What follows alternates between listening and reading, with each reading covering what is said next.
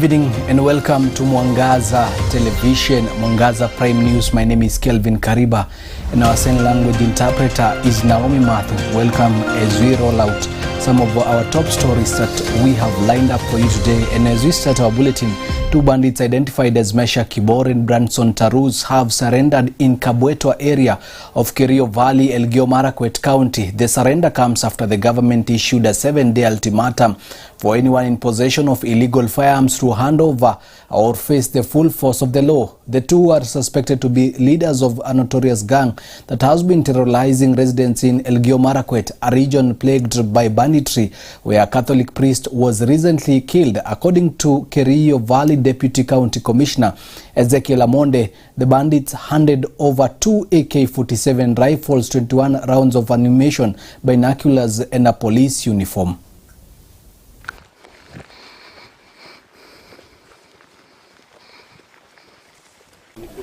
Tangu nishike hii kitu, sichoona faida ya hii kitu. Naona tu hasara kwa kila mara. Na hii kitu nilipata nyumbani, si kununua. Nilipata nyumbani.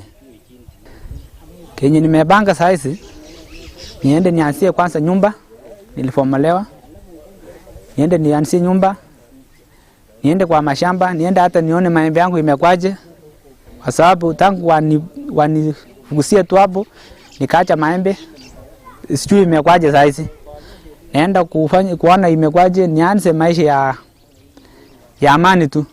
Maisha ya msituni mimi kwanza enyewe ni ngumu, lakini huwezi jua msitu nikueleze bila wewe kuingia.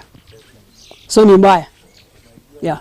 We received today 2 firearms, that is AK-47 with the 2 magazines and 21 rounds of ammunitions and assorted uniforms normally used by the security officers.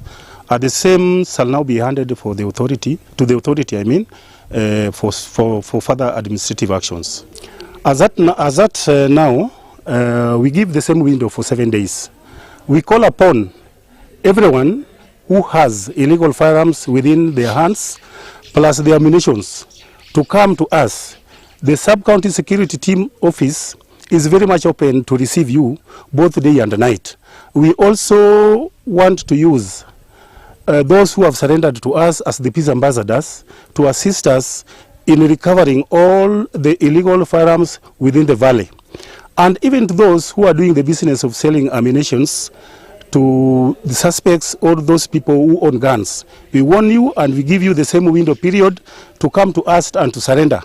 At the expiry of the same days, we shall now take our own action to see that the peace within the valley is brought to a halt. Tafanya juhudi juu chini, wakuje tukae pamoja, alafu tuanze miradi tofauti. Kwanza kabisa tunatarajia kufanya ile kitu inaitwa rehabilitation. So thereafter we are going to give them, to at least nurture them so that they can transit from this particular life ili wakue watu tofauti.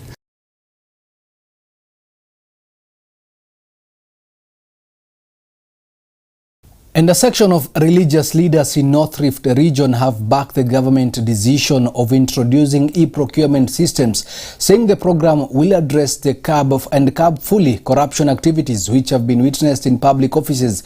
Speaking in Temso sub-county Tinderet constituency in Nandi, the men of the cloth led by Father Ambrose Beto of St. Paul's Catholic Church said a lot of public resources are being looted in government and there was need to adopt a new system of e-procurement as a new way of curbing graft. Tuko na tamaa ya hii na hii, alafu unaiba vitu ya serikali. We are living in a very dishonest society with greed. Kitambaa ya serikali iko kwako. Government GOK iko kwako. T-shirt mpaka leo bado uko naye kwa nyumba. Ulisema upea watu na wewe unaiba vitu. And you want to be truthful. You want to say I'm a truthful man? It's not possible. We have lost a lot of property. Kenya is in a mess because of procurement. We want to request the governors, the leaders, the chiefs, wafinye hapo ya e-procurement. And that's the proposition of the government. It has to be done. Naomba Mungu atufungue roho, tujisafishe, so that we are worthy servants. And switching on to Nyamira County, a NACADA-led operation in Nyamira Township Ward in Nyamira County has netted contraband alcohol worth shillings 16 million. The operation by the agency officials, the Police Department of Criminal Investigation (DCI) and the Kenya Revenue Authority also led to arrest of one suspect who is being held in Nyamira Town Police Station. Speaking at the scene, NACADA CEO Anthony Omerikwa said the operation, which falls under their 100 Days of Rapid Results initiative, and also established that the KRA stamps used on the drinks were either fake and those that were genuine were used on the wrong goods. The National Authority for the Campaign Against Alcohol and Drug Abuse (NACADA), in collaboration with Police and Board of Criminal Investigations and the Kenya Revenue Authority, has seized contraband alcohol worth 16 million shillings in Nyamira County. During the attack, one suspect was arrested and is being held at Nyamira Police Station. NACADA Chief Executive Officer Anthony Omerikwa said the operation is part of the activity's 100 Days Quick Results initiative. He revealed that some of the KRA stamps found on the alcohol were fake, while genuine ones had been misused on the wrong products. He urged the public to report anyone selling illegal alcohol by calling the free number 1192, assuring them that all information will be treated confidentially. We only apprehended one of the employees who was found here at the onset of this site exploitation. He was not cooperative, but later became cooperative. He's not a person from this area, and he's given us a lot of information and insights on the operations of this illegal depot. We understand the owner is a lady, and the teams have already identified where she is now, and they are following up to be able to establish if there are any other areas where she's operating from. We've also been able to establish through the various agencies that some of the KRA stamps being used here are fake, and in some cases where the stamps are genuine, the content and the brand does not match what is registered under that stamp. In his part, Nyamira Sub-County Police Commander Martin Wambogo confirmed that investigations are ongoing and suspect will face prosecution. He further appealed to business people to engage in genuine trade in order to protect the health and well-being of residents. Meanwhile, the Kenya Revenue Authority is tracking down on payers and assets linked to the illegal businesses, whereby NACADA has repeated its commitment to intensify the fight against illegal alcohol in a bid to safeguard communities. Saa hii bado uchunguzi ndio imeanza saa hii. Ile kitu ningewasihi sana watu ya biashara ni kusema tu wafanye biashara ile halali, na hakikisha kwamba ile vitu inakuja hapa kama ni pombe ni ile inakubalika na Kenya Bureau of Standard na hayudhuru maisha ya wakazi wa mji huu. Reporting for Mwangaza TV Prime News, I'm Evelyn Wangari.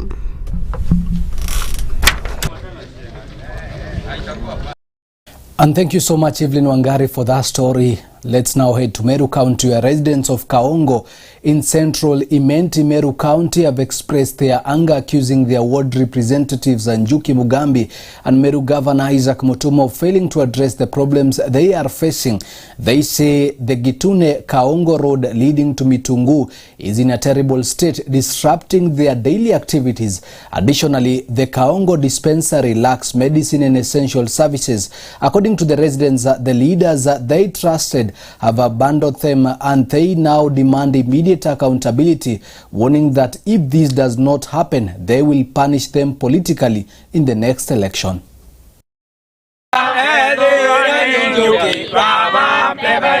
Hii barabara ni ya county, na kama si ya county bwana Ntoidhingia, tuambie ni ya Tanzania.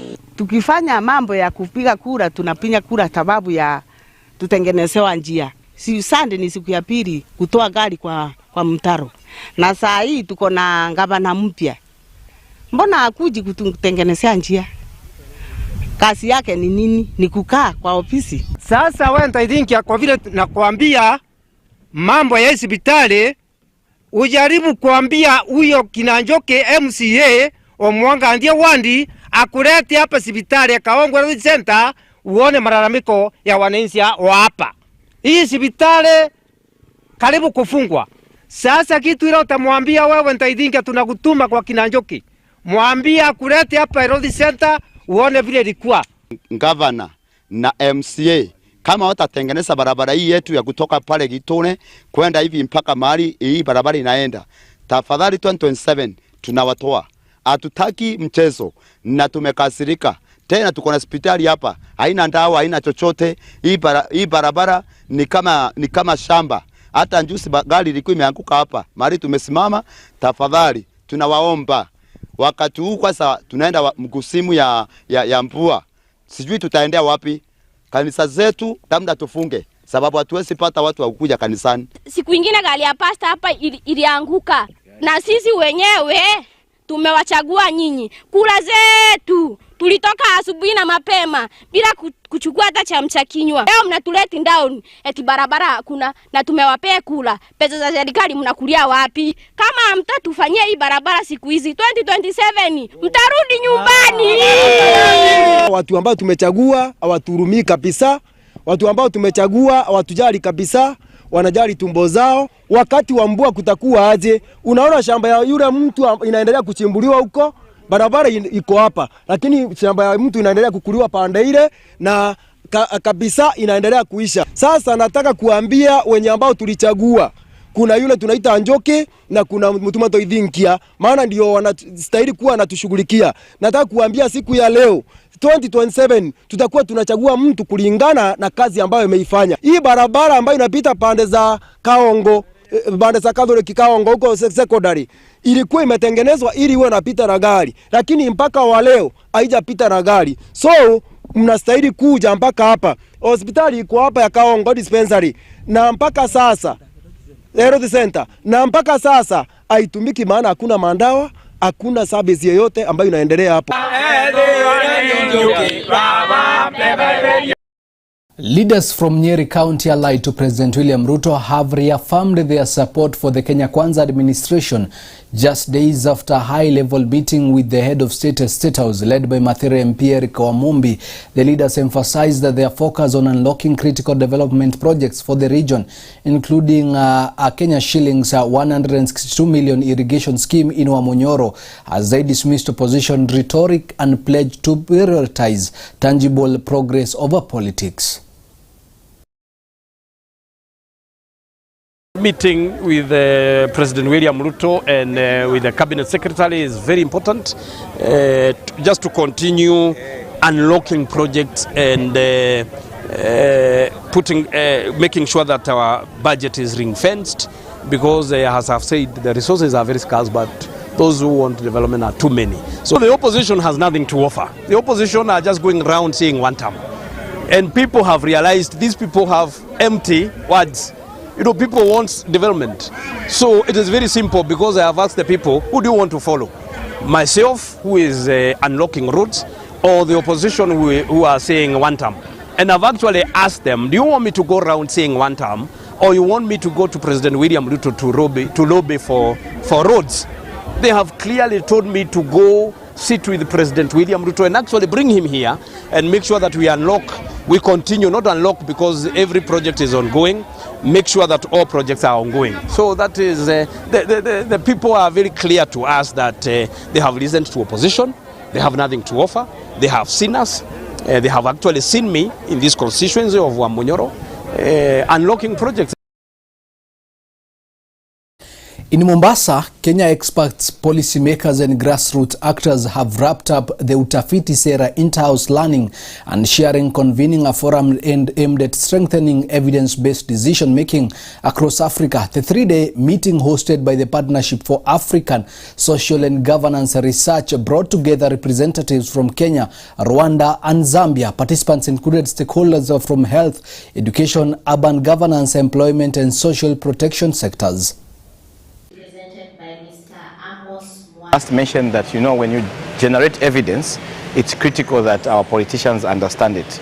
However, like earlier on some alluded to, what is more interested in politics, our politicians, is what sells them first. So it is our role as researchers, it's our role as advocates to ensure that this evidence is brought to them, and then also demonstrate the evidence or demonstrate the forthcoming in terms of how it's going to change the implementation of whatever you are doing. So for instance, when you look at universal health coverage, why is it important for us to ensure that we are using evidence-based in policy decisions? It helps to ensure that there's equality being promoted, there's enough resources being allocated for health services, there's enough resources being allocated to procure drugs, and there's also enough resources that are helping to ensure that health is accessible to everyone else. This kind of progress does not come without some of the hiccups.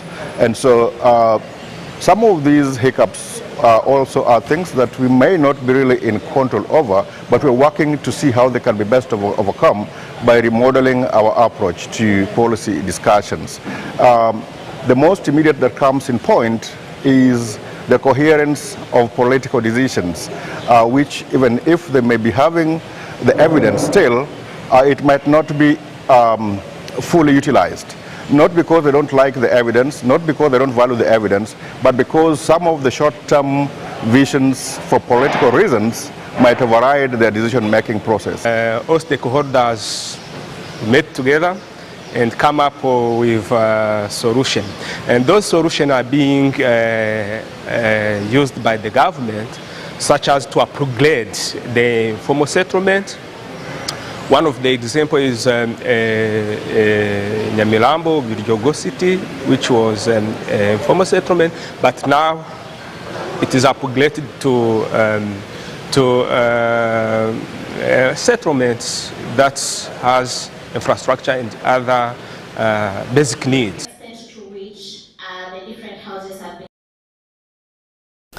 And from that story, we are taking a short commercial break, but we'll be right back with more stories.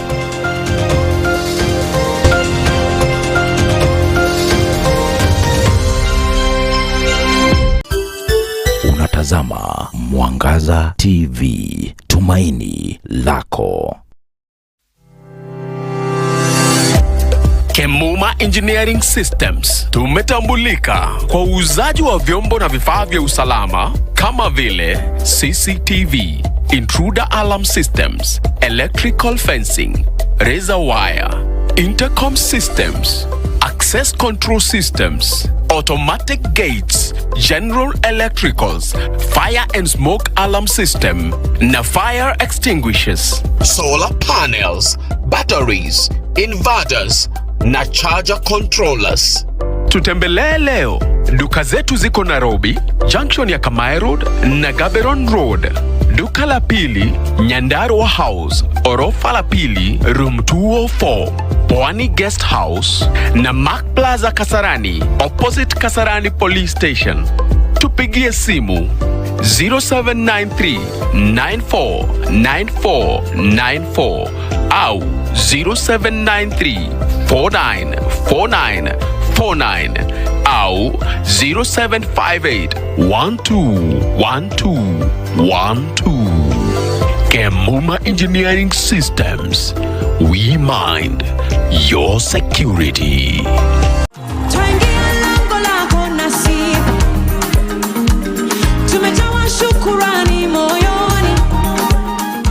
Karibu kwenye Utukufu Show katika Mwangaza TV kila Jumatatu hadi Alhamisi saa 5 asubuhi hadi saa 7 mchana. The Bible says we are seated in high places with Jesus, and one day he is coming back, and when he comes back My prayer is that I will be found faithful. Reverend Mwai, we really thank God for this man. He received me 2012. Yes, 2012 this man of God. Yes. Alinipokea nikahuduma pa kanisani wakati nimetoa nisizame. Hapa utasikia nyimbo mpya kabisa kabla hazijachezwa kwingineko kutoka kwa waimbaji waliobobea na wanaoinuka. Maisha yangu yote mimi nimekuona. Leo tunakanyaga.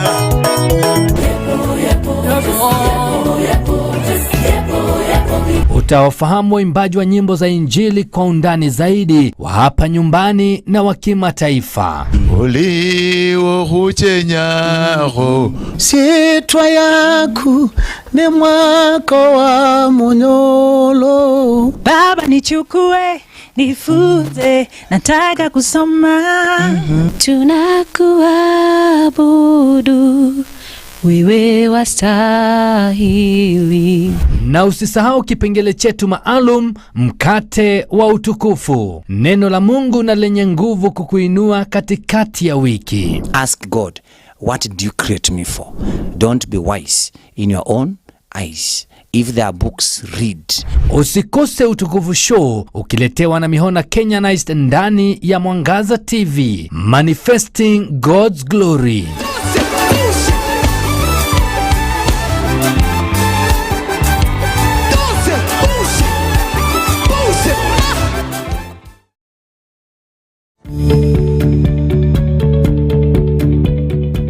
Beauty is skin deep. Are you looking for a place to acquire the skills to render professional beauty services? Welcome to Jewel Professional College, the School of Cosmetology. Jewel Professional College, we offer hairdressing, massage therapy, a beauty specialty for occasions. Come and get the best training in areas of beauty, makeup, artistry, special, nail extensions, manicure and pedicure, hairdressing, dreadlocks, grafting and retouch, facial treatment, massage therapy and many more.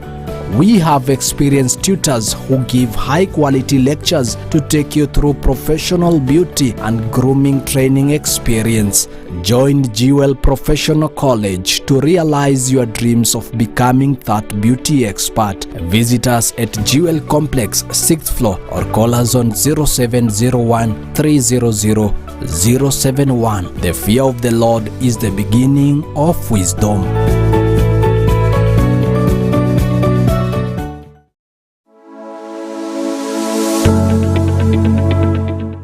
Ukiwa na biashara yako ambayo ungependa imfikie mteja wako vyema na kwa njia sabamba, zungumza nasi kupitia 0758487904, 0758487904.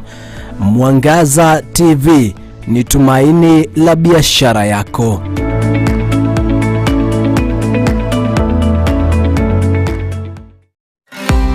Usipitwe na vipindi uvipendavyo katika runinga ya Mwangaza. Unaweza kutufuata na kuzungumza nasi kupitia mitandao yetu ya kijamii kama vile Facebook, like and share. Ukurasa wetu wa runinga ya Mwangaza tufuate kupitia Instagram @Mwangaza TV Kenya, Twitter @Mwangaza TV, mtandao wa TikTok @Mwangaza TV, YouTube kupitia Mwangaza TV Kenya.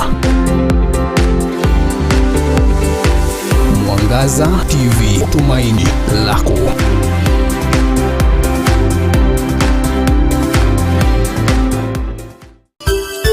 Unatazama Mwangaza TV, tumaini lako.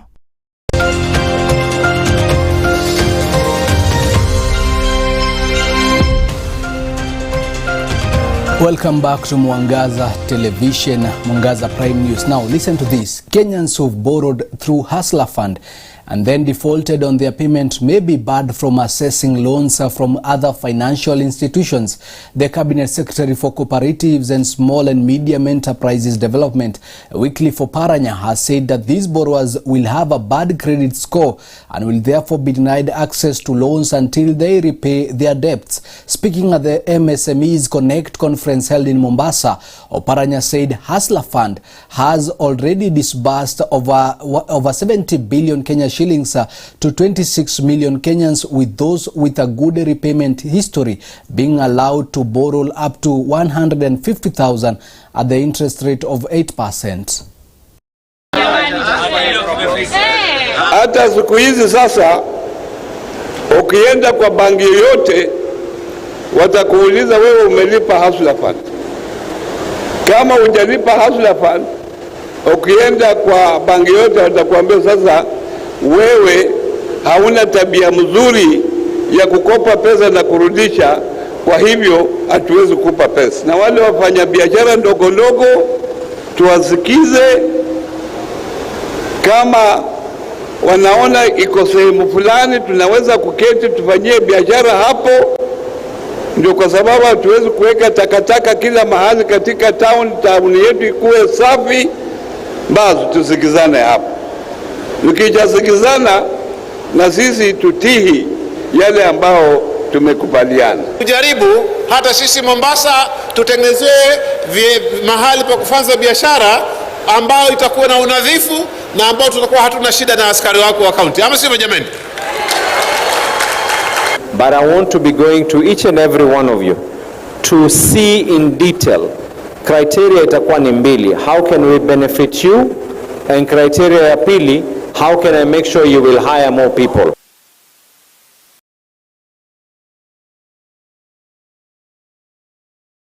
A section of Alego Usonga constituents are accusing their legislature of undermining Governor James Orengo's efforts to woo investors into Siaya County. According to the residents, a recent call by the local MP Samuel Atandi for the locals to oppose the alleged intended closure of Jaramogi Oginga Odinga University of Science and Technology Siaya Town campus was a ploy by the legislature to salvage warning support from the locals. Nyanga said the legislature should not engage in activities that will drive investors away, as these will impact negatively on the county and its people.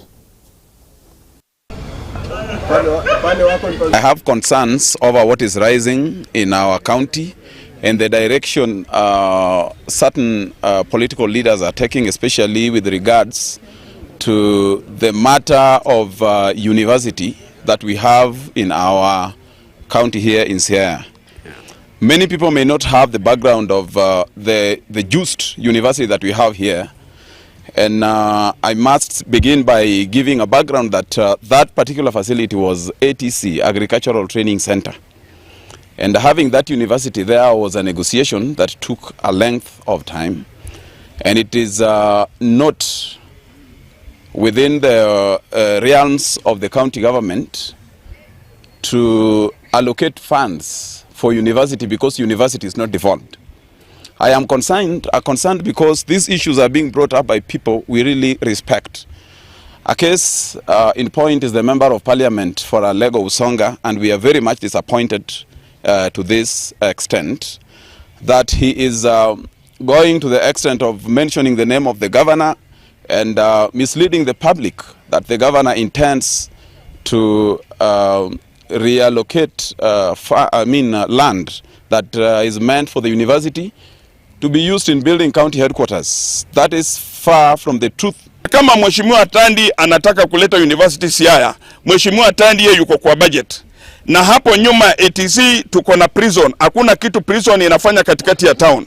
Atandi atoe prison, atafute kiwanja kule Matera ama Barolengo ama aende kule Central Sakwa, apeleke prison huko, achukue university aweke kwa prison. What I want to do is to urge the county governor of Siaya, because I have been talking to him. I spoke to him about this issue when we met with him in Nairobi together with the entire leadership of Siaya.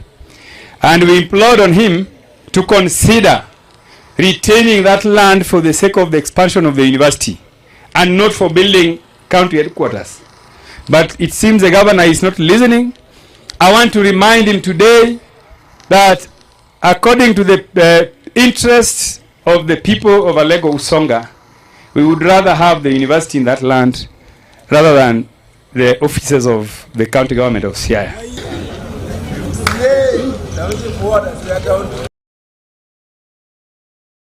And that story from Siaya County marks the end of our bulletin tonight. Thank you so much for choosing Mwangaza Prime News. Hoping now that you are well informed. My name is Kelvin Kariba and our sign language interpreter was Naomi Mathu. Me together with the entire team behind the scenes, we wish you a good evening.